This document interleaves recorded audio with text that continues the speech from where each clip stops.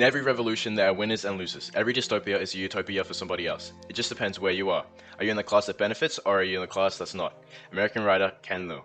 Speculative fiction imagines a distant but realistic future, providing insight to a world of imaginative narratives and endless possibilities. Speculative fiction focuses more on the what-ifs, changing the laws of what is feasible and not feasible in our own society, and speculating on the outcomes. The dystopian genre encourages readers to reflect upon the social and political decline of our society.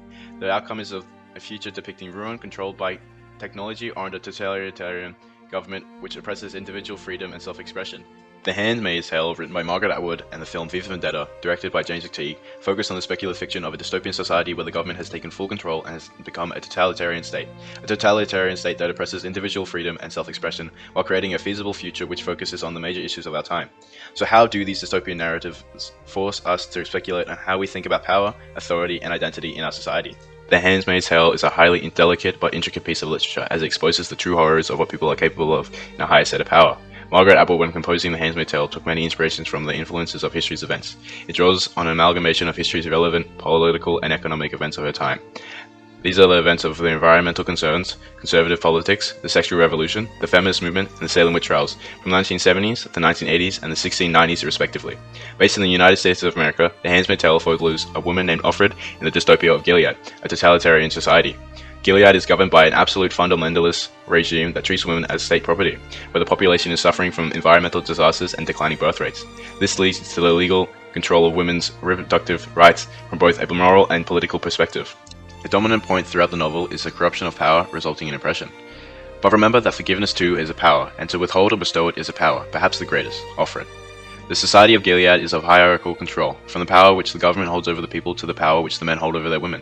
It is all about the positional power which most people are entitled to, the power which is conveyed through actions of violence, and to the power conveyed through language and social status. If one receives some power or freedom, Atwood argues, people can endure oppression willingly in a totalitarian state. V for Vendetta also has a strong theme of power as it portrays a totalitarian state that hold an immense power over their citizens.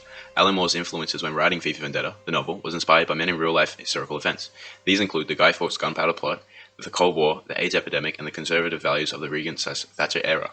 V for Vendetta follows a vigilante known as V, who was inspired by Guy Fawkes through his morals, beliefs, and actions. The setting is London following a world war where it is controlled by a police state and occupied by a fascist government called the North Fire Party. V uses terrorist tactics to battle against the oppression in the world he lives in so that more people can join the cause.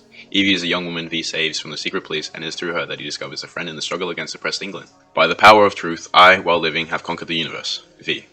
Throughout the film, the director emphasizes that power has a greater meaning not just as an authority but as a source. The effect that personal power, inspiration, and authority have on an individual is expressed in the influence that an individual has on society. V unlawfully acquires access to a news station to send a message to the people about joining forces against the Chancellor. A date, time, and a place are set for the citizens to initiate revolts against the government. The people are desperate for freedom, so all they need was a leader, and that leader was V. People shouldn't be scared of the government should be scared of the people. V. In a totalitarian society, the main goal is to have complete and absolute domination of the society. The objective of authority within the Gilead government in The Handmaid's Tale is to strip people of their morality and to silence those who have sinned or disobeyed their laws.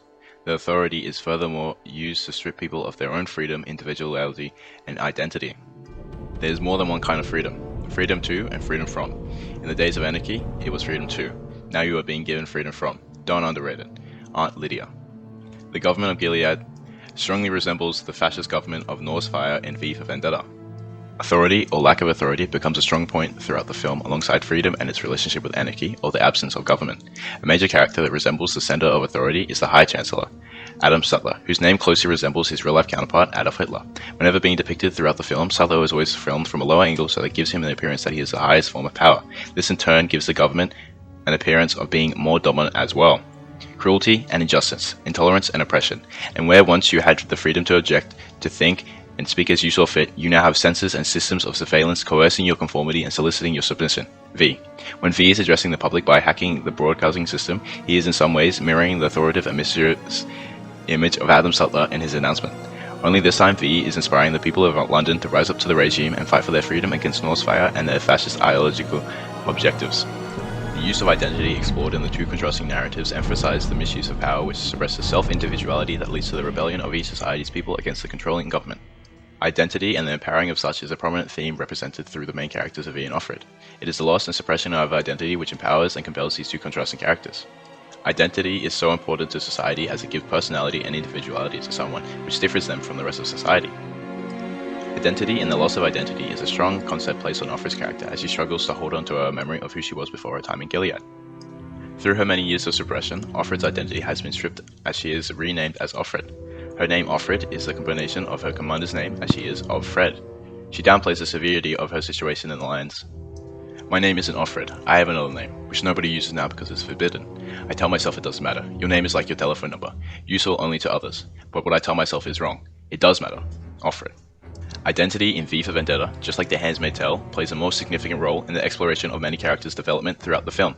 V's identity may have never been revealed, however, he holds much individual identity, and his appearance is an idea which inspires people. That's why V is in everybody. Beneath this mask there is more than flesh. Beneath this mask there is an idea, Mr. Creedy, and ideas are bulletproof. V. Speculative narratives represent their time and context as they reflect the trends and issues of today, which can adapt elements of the present context to raise alarms about the future. The two contrasting narratives of Margaret Atwood's The Handmaid's Tale and the film V for Vendetta, directed by James McTeigue, portray a dystopian society in which the government has taken control to become a totalitarian state. Inspired contextually in real-world events, these two narratives can take the speculation of the what-ifs of these events and express them through storytelling. These are the contextual influences of the sexual revolution, the feminist movement, the Salem witch trials, the Guy Fawkes gunpowder plot, the Cold War, the AIDS epidemic, and the conservative values of the Reagan/Thatcher era. The real-world events of past and present that are represented in The Handmaid's Tale and V for Vendetta force people to speculate on how we think about power, authority, and identity in our society, as these are the factors which in turn determine how we want to live our future lives through our choices.